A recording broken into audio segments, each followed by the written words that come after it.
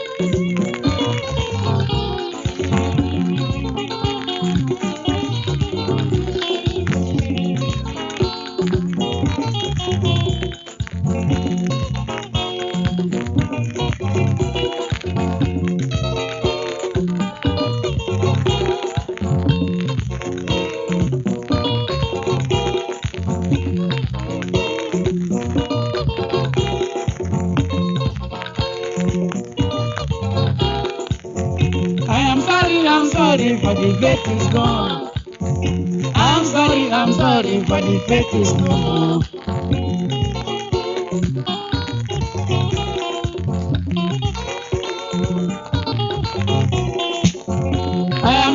I'm sorry, for the faith is gone.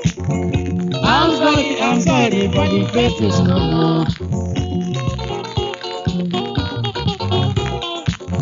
The Bible says you can love your neighbor as yourself. According to the Bible, you should love your neighbor as yourself. The Bible says you should love your neighbor as yourself.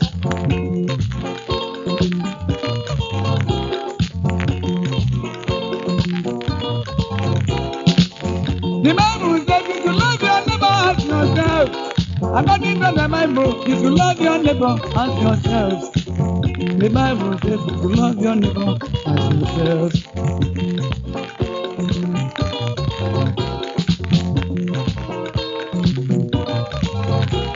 Did they abandon you? You said the love is gone. Did they abandon you? You said the love is no more.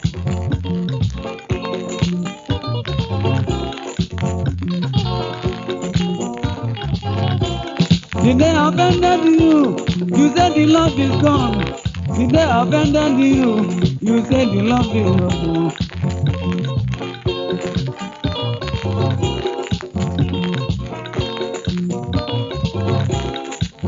I beg you in the name of God, no settlement. I beg you in the name of Jesus, no settlement. I beg you in the name of Father, no settlement.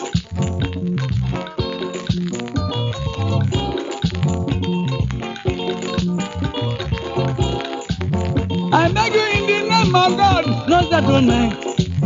I beg you in the name of Jesus, no settlement. I beg you in the name of Father, no settlement.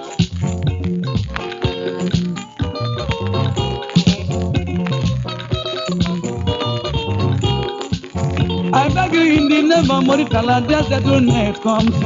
I beg you in the name of money, their settlement comes.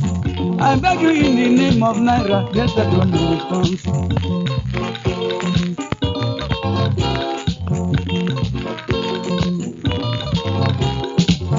I beg you in the name of Moritala, their settlement comes. I beg you in the name of money, their settlement comes. I beg you in the name of Naira, their settlement comes.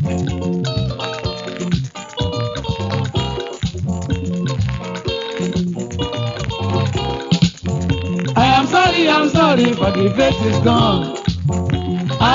I'm sorry, but the faith is no more.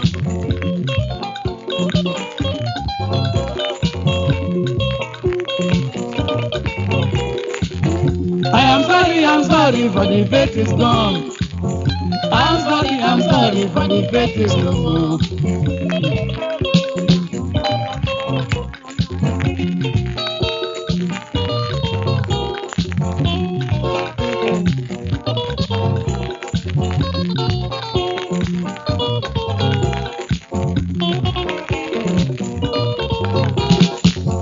I'm sorry, but the faith is gone.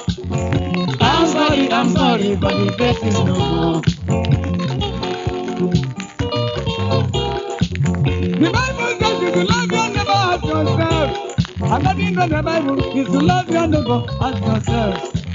The Bible says you should love your neighbor as yourself.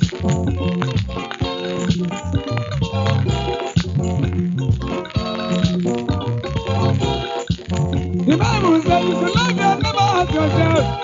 According to the Bible, you should love your neighbor as yourself. The Bible says you should love your neighbor as yourself.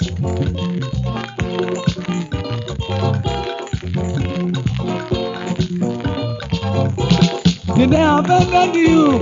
You said the love is gone. Did they offend you? You said the love is no more.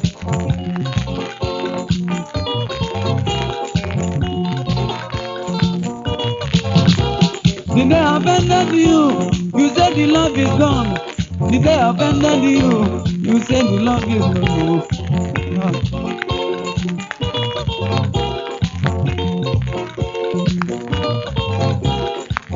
I beg you in the name of God, you're not tonight. I beg you in the name of Jesus, not tonight. I beg you in the name of Father, not tonight. I beg you in the name of Mother, not tonight.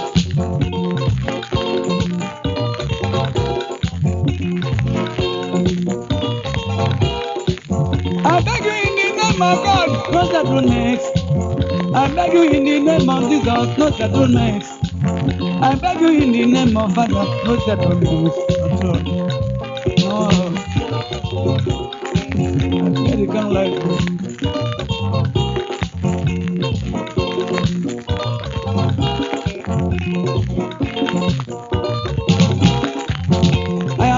I'm sorry for the faith is gone. I'm sorry for the faith is gone.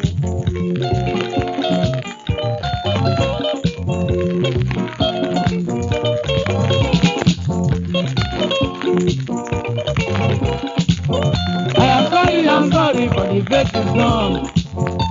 I'm sorry for the faith is gone.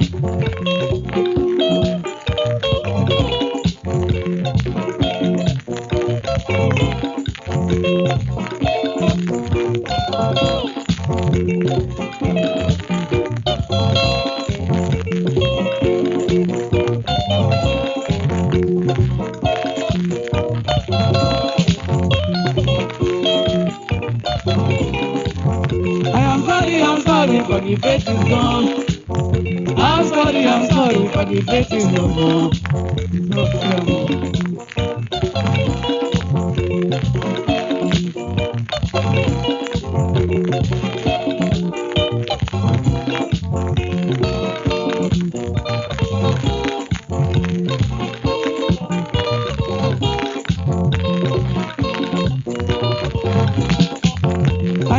I'm sorry for the faith is gone. I'm sorry for the faith is no more.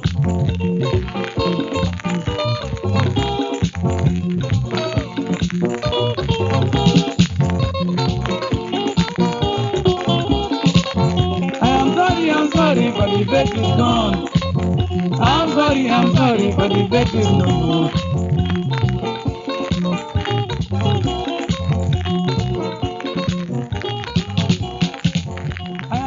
I'm sorry for the faith is gone.